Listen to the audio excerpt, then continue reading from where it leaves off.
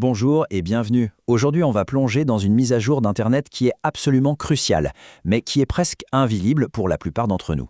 Il s'agit du passage de l'ancien système d'adresse, l'IPv4, à son successeur, l'IPv6, un système quasi illimité.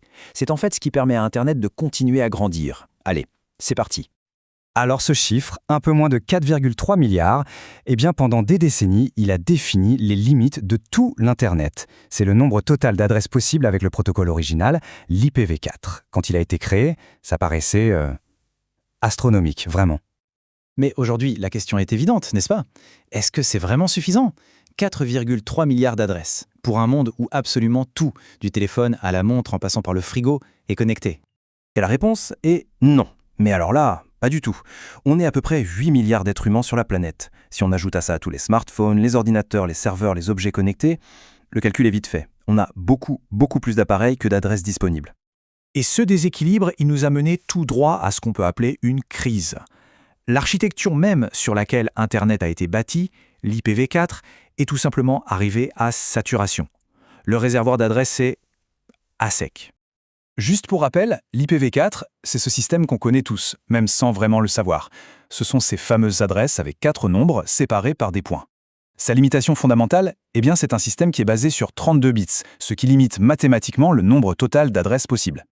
Et le point crucial ici, c'est que ce n'est pas un problème pour le futur, c'est un problème qui est déjà là, aujourd'hui. Les tout derniers blocs d'adresses IPv4 ont été distribués il y a des années. Depuis, on bricole avec des astuces techniques pour partager les adresses, mais soyons clairs, ce ne sont que des solutions temporaires. Et c'est là qu'intervient l'IPv6. Et attention, il ne s'agit pas juste d'une petite mise à jour. Non, c'est une réinvention complète de la notion d'échelle sur Internet. Une solution conçue pour régler le problème une bonne fois pour toutes. Ce qui est absolument fascinant ici, c'est le saut quantique qu'on fait. On ne double pas le nombre d'adresses, on ne le quadruple même pas. On passe de 32 bits à 128 bits. C'est un changement d'échelle qui est difficile à imaginer. On passe de quelques milliards à un nombre qui a 39 chiffres. C'est juste énorme.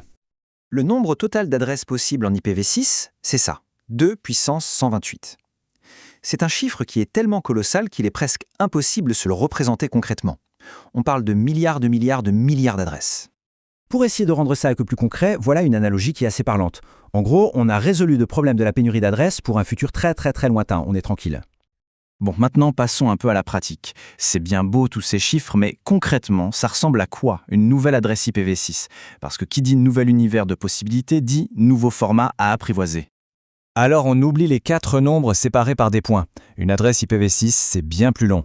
C'est structuré en 8 groupes de caractères et chaque groupe est séparé par un 2 points. Et l'autre grande différence, c'est le type de caractère utilisé. L'IPv4, c'est du décimal, donc les chiffres de 0 à 9.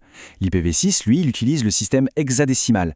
Ça veut tout simplement dire qu'en plus des chiffres de 0 à 9, on va aussi utiliser les lettres de A à F. Ça permet de représenter plus de valeurs dans un même espace. Bon, au premier abord, c'est vrai, ces longues chaînes de caractères peuvent faire un peu peur. On se dit que ça va être un cauchemar à gérer. Mais heureusement, il existe des règles très simples pour les raccourcir et les rendre beaucoup plus faciles à lire. Prenons une adresse IPv6 typique, comme celle-ci, dans sa version complète. On voit bien les 8 blocs et on remarque tout de suite qu'il y a énormément de zéros, notamment ici, et puis là aussi. Et ça, c'est très courant en IPv6.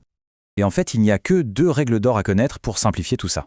Règle numéro 1, on peut virer tous les zéros qui sont au début de chaque bloc. Par exemple, un bloc 0 dB8 devient tout simplement dB8. Et la règle numéro 2, la plus puissante, on peut remplacer la plus longue suite de blocs qui ne contiennent que des zéros par un double de points, comme ça, CS. Mais attention, c'est crucial, on n'a le droit de le faire qu'une seule fois dans toute l'adresse. Et si on applique ces 2 règles à notre exemple, l'adresse devient tout de suite beaucoup plus courte et lisible. C'est quand même plus sympa.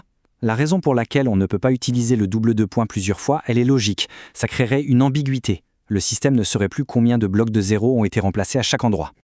D'accord, assez de théorie. Maintenant qu'on a compris la structure, voyons un peu comment ça s'applique dans le monde réel. Surtout pour les professionnels qui configurent tous les jours des routeurs et des serveurs. La bonne nouvelle, c'est que la logique de configuration reste finalement très similaire. Pour définir une route, la commande iproute devient IPv6 route. Pour afficher la table de routage, on ajoute IPv6. C'est simple. Et regardez la route par défaut. 0 CLR 0. C'est l'application parfaite de notre règle d'abréviation pour dire toutes les adresses. C'est d'une concision assez élégante, non ?